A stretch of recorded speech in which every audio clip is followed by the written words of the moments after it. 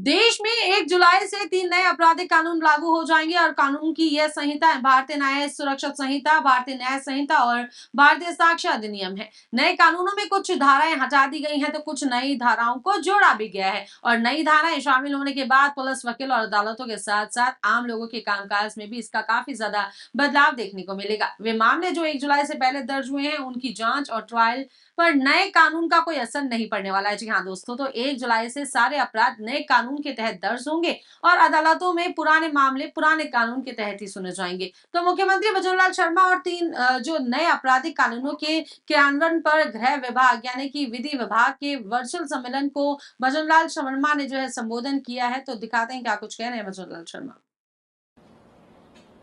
इन तीनों नए कानूनों से भारतीय नागरिकों, भारतीयता और भारतीय संविधान की मूल भावना को भी बल मिलेगा। जिन 3 पुराने अपराध कानूनों को निरस्त किया गया है वे करीब 150 साल पुराने अंग्रेजों के शासन के समय के थे। उनके शासन के समय के जो कानून थे उनमें आप देख सकते हैं कि वो कानून प्रजा के लिए थे। प्रजा के प्रति उनका की कैसी स्थिति थी ये आप उनकी भाषा और संज्ञान से भी अनुभव कर सकते हैं। पुराने कानून में अंग्रेजों के शासन के समय के कानून थे। वे ये कानून थे जिन्हें विदेशी शासक ने अपना शासन बनाए रखने के लिए बनाया था। गुलाम प्रजा पर प्रशासन के लिए, शासन के लिए करने के लिए बनाया था। वो कोई न्याय देने के लिए नहीं थे, वो सिर्फ शासन करने के लिए बनाया गया था। पुराने कानून में न्याय की कल्पना नहीं थी, इनमें केवल सजा का प्रावधान था। न्याय नहीं मिलता था क्योंकि उनको न्याय से कोई मतलब नहीं था। उन्होंने अपनी हुकूमत करनी थी, उसके अनुसार उन्होंने वो कानून बनाए थे। देश के यशस्वी प्रधानमंत्री नरेंद्र मोदी जी ने लाल किले के प्राचीर से कहा था कि हमें जल्द से जल्द गुलामी की मानसिकता और गुलामी के प्रतीक चिन्हों को समाप्त कर नए आत्मविश्वास से भरे नए भारत की स्थापना करनी है। आपने देखा होगा इस तरह के गुलामी के चिन्ह भी हैं और गुलामी की मानसिकता के वो कानून भी हैं जिनको समाप्त किया गया है। यशस्वी प्रधानमंत्री जी ने जो कहा वो करके दिखाया, इसलिए मैं उनको बहुत बहुत शुभकामनाएं देता हूं, बधाई देता हूं। भारतीय जनमानस की भावना के अनुरूप नए आपराधिक कानूनों के केंद्र में न्याय की अवधारणा, पीड़ित केंद्रित सोच तथा त्वरित न्याय के सिद्धांत को रखते हुए नवीन प्रावधानों को जोड़ा गया है। यही नहीं, ये प्रावधान न केवल महिलाओं एवं बच्चों के हितों की रक्षा करते हैं, अब तो ग्रामीण क्षेत्र के निवासियों के हितों तथा राष्ट्रीय एकता और अखंडता को अधिक मजबूत करते हुए आम जन के हितों को बढ़ावा देते हैं। इसमें आम जन के हित जुड़े हुए हैं क्योंकि जिस तरह का व्यवहार भी उनके साथ होता था वो भी ठीक नहीं है। नए कानून में पीड़ित को जल्द न्याय उपलब्ध कराने, अपराधी के प्रति प्रतिशोध के स्थान पर पुनर्वास की भावना को प्रधानता दी गई है क्योंकि पहले अपराधी के प्रति एक प्रतिशोध रहता था और वो प्रतिशोध का भाव इतना हो जाता था कि अपराधी सुधरने की बजाय अपराधी और ज्यादा बिगड़ने की स्थिति में रहता था। उसके स्थान पर पुनर्वास की भावना को प्रधानता दी गई है जिससे कि अपराध को बोध भी हो और वो उसमें आगे चल करके किसी अपराध के संज्ञान में नहीं आए। माननीय प्रधानमंत्री जी के विचारों को आत्मसात करते हुए विधि विज्ञान के द्वारा अभियोजनों को और अधिक पुष्ट करने, ऑडियो वीडियो रिकॉर्डिंग के प्रावधानों के द्वारा पीड़ित पक्ष को विविध रूप से मजबूत बनाया गया है। यही नहीं, मानसिक विमंदितों के प्रति संवेदनशील नजरिया रखते हुए बौद्धिक विकलांगता जैसे शब्दों का उपयोग किया गया है। पहली बार के अपराधियों के लिए करुणा के साथ न्याय के सिद्धांत को ध्यान में रखते हुए सहानुभूतिपूर्व रवैया अपनाने का लक्ष्य है। पहले वो जो शब्द उपयोग करते थे वो बौद्धिक विकलांगता जैसे शब्दों का उपयोग करते थे। इसमें करुणा के साथ न्याय के सिद्धांत को ध्यान में रखते हुए सहानुभूति पूर्ण रवैया अपनाने का लक्ष्य है। नए आपराधिक कानून में युवाओं के प्रति एक ऐसे भविष्य की कल्पना की गई जहां छोटे मोटे अपराध के लिए दंड के स्थान पर सामुदायिक सेवा को शामिल किया गया है, जिससे उनको एक अपराध छोड़ करके एक अवसर मिले। ये ऐसे व्यक्तियों को प्रायश्चित के तौर पर सामुदायिक सेवा कर समाज की मुख्य धारा में शामिल होने का अवसर प्रदान करेगा।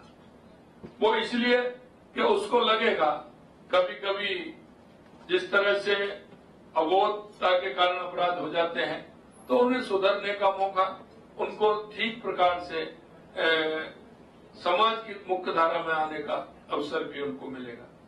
अब भारतीय आपराधिक न्याय प्रणाली की धीमी न्याय प्रक्रिया के कारण आलोचना की जाती थी, लेकिन नवीन आपराधिक विधि में त्वरित न्याय को केंद्र में रखते हुए महत्वपूर्ण चरणों को नियत समय सीमा में बांधा गया है।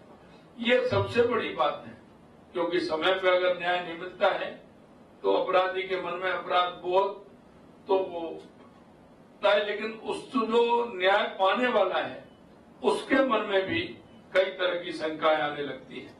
अब पुलिस का उत्तरदायित्व होगा कि वह प्रवादी को 90 दिन होने पर उसके मुकदमे की प्रगति से अवगत कराए। इसी प्रकार प्राथमिक जांच को 14 दिन में संपन्न करने, बलात्कार संबंधी मेडिकल रिपोर्ट 7 दिवस में प्रदान करने, न्यायालय द्वारा पहली सुनवाई के 60 दिन में आरोप तय करना और विचारण पूरा होने के 45 दिन में निर्णय दिए जाने के प्रावधान किए गए हैं, जो मील का पत्थर साबित होंगे। वैज्ञानिक अनुसंधान को बढ़ावा देने हेतु गंभीर अपराधों के घटना स्थल के निरीक्षण और साक्ष्य जुटाने हेतु विधि वैज्ञानिकों का उत्तरदायित्व भी सौंपा गया है।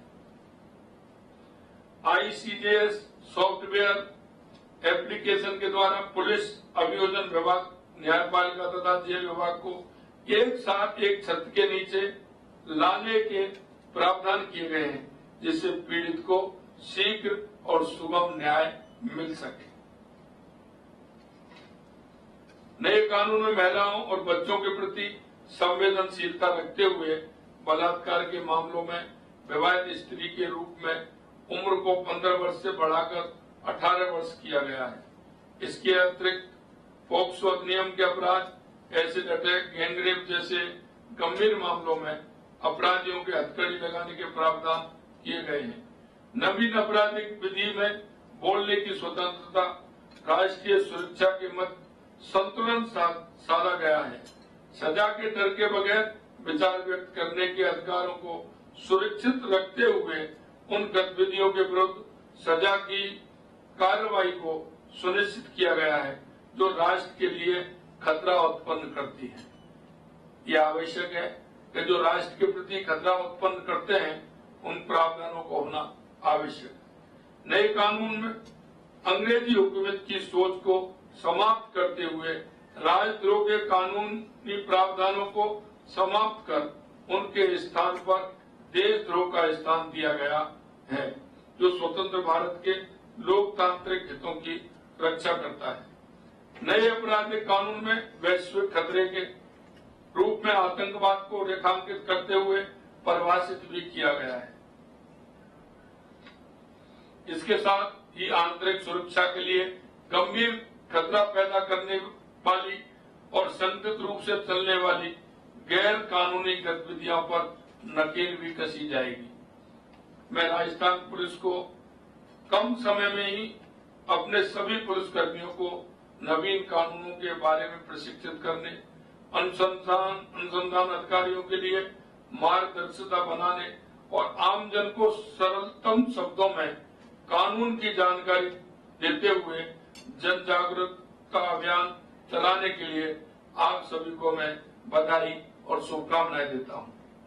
मेरा आग्रह है कि सीएलजी सदस्य, सुरक्षा सखी, ग्राम रक्षक, पुलिस मित्र जैसे समाज से जुड़े अन्य समूह नए कानूनों के बारे में जागरूकता पैदा करने और इन्हें लागू करने में अपनी सक्रिय भूमिका निभाएं। मुझे पूर्ण विश्वास है कि राजस्थान पुलिस देश के सर्वश्रेष्ठ पुलिस बल के रूप में राज्य के नागरिकों के हितों की रक्षा करने में अपने ध्येय सेवा कटिबद्धता पर सदैव खरा उतरेगी। मैं अंत में आप सभी से इतना कहना चाहता हूं कि नए कानूनों की जानकारी सभी को मिले। हमारे पुलिस थाने के सामने एक बड़ा डैशबोर्ड बना करके उनकी जानकारी भी दें, हमारी चौकियों में भी जानकारी दें, पुलिस कार्यालयों में उसकी जानकारी मिले। इस तरह का प्रावधान नए कानूनों के द्वारा ठीक प्रकार से सभी उसको समझ सकें और उनको ठीक प्रकार से किस तरह से हम लागू करते हुए उनका उपयोग करते हुए समाज के अंदर जो विश्वास पुलिस के प्रति जो होता है उसको बनाए रखते हुए पुलिस में हम पूरी तरह से जनता में पुलिस के प्रति जो विश्वास, अपराधियों में भय, उस ध्येय को लेकर के हम अपना पूरा कार्य करें। आज सभी जिला मुख्यालयों पर पीसी के माध्यम से और सभी हमारे अधिकारीगण आज से जो नए कानून लागू हुए हैं निश्चित रूप से उनका प्रचार प्रसार भी होगा। प्रचार प्रसार के साथ साथ जो राजस्थान के अंदर जिस तरह के अपराध हैं उन पर अंकुश लगाने का भी हम काम करेंगे। आज से नए प्रावधानों को लागू करते हुए आज से उनकी एफआईआर होगी, वो भी नए कानून प्रावधानों के अनुसार होगी। आप सभी बहुत बड़ी संख्या में जुड़े हैं और आप सभी ने अपना कार्य प्रारंभ किया है। इसके लिए मैं डीजी साहब एवं आप सभी हमारे अधिकारी और नीचे सभी हमारे पुलिस के अधिकारी, आप सभी का मैं बहुत बहुत धन्यवाद ज्ञापित करता हूं। आप सभी को बहुत बहुत धन्यवाद। नमस्कार। जय हिंद, जय भारत, जय राजस्थान।